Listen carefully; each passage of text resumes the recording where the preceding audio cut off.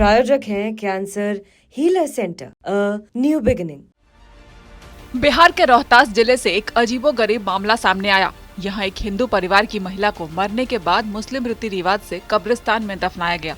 खबर सामने आते ही चर्चाओं का बाजार गर्म हो गया। महिला के परिजनों का कहना है कि महिला ने अंतिम समय में खुद ऐसी इच्छा जाहिर की थी कि उनका हिंदू रीति रिवाज से दाह संस्कार न किया जाए, बल्कि मुस्लिम रीति रिवाज से उन्हें कब्रिस्तान में दफनाया जाए। डेहरी के मणिनगर की रहने वाली संगीता देवी मुस्लिम धर्म से काफी प्रेरित थी।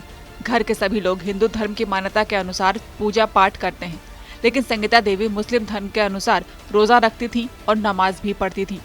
बाद में उन्होंने इच्छा जाहिर की कि उनका हिंदू धर्म के मुताबिक दाह संस्कार न करके मुस्लिम धर्म के हिसाब से उनको कब्रिस्तान में दफनाया जाए। 58 साल की संगीता देवी का जब निधन हुआ तो घर वालों ने उनकी इच्छा का मान रखते हुए पास के मस्जिद के इमाम से बात की। सब कुछ जानने के बाद मुस्लिम वर्ग के लोग इसके लिए राजी हो गए। संगीता देवी के शव को मस्जिद ले जाया गया और मुस्लिम रीति रिवाज से जनाजे की नमाज अदा की गई।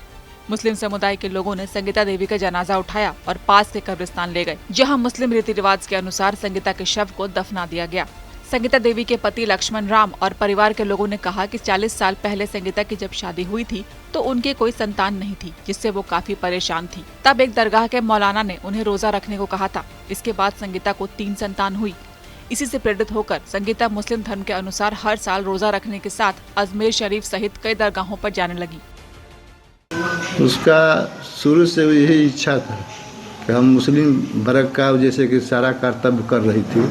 अजमेर शरीफ, गौस पाक, कलियर शरीफ, कछौटा शरीफ और रोज़ा नमाज सब करती थी।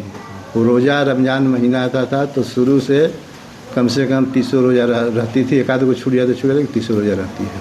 जुमा के जुमा नमाज पढ़ती थी और जनता उन लोग को सेवा करना था। सब अगरबत्ती बार कर अपन इंटर सब देती थी और शुरू से बोलती गई। इस मोहल्ला में भी बोली है, मुस्लिम मोहल्ला से कहीं भी, कि हमको मरने के बाद कब्रस्तान का में हमको जगह दीजिएगा ताकि तभी हमको शांति मिलेगा। नहीं तो हमको अगर हिंदू रिवाज से अगर कुछ करिएगा तो हमारा आत्मा का शांति नहीं मिलेगा।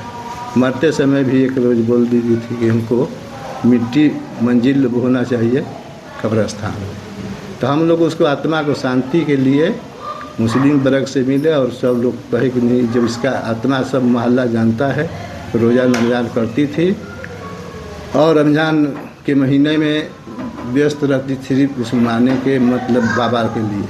और उस ईद के दिन वो अपना जो सेवई पूड़ी सब कुछ बनता था उसके, तो हमारे दरवाज़ा पर कम से कम 50 गरीब गुरुआ लड़का जाता था, खाता था। मोहल्ला जानता है। कपड़ा लता जो इसका जितना शक्ति था वो बांटती थी। मगर महीना में साल में एक बार अजमेर शरीफ और गौस पाक, कछौटा शरीफ वो जरूर जाती थी और उसके साथ और भी लोग जाते थे साथी में। कहाँ उनको दफनाया गया?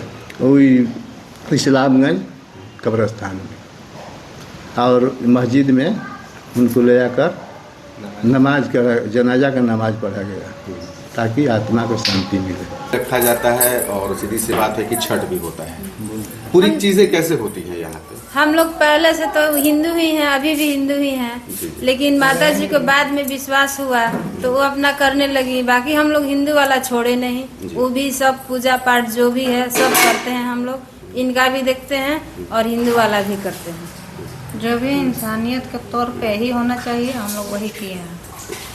उनके ये जो उनकी मौत हुई तो मौत के बाद किस तरह का परिवेश रहा, परिदृश्य रहा यहाँ पे?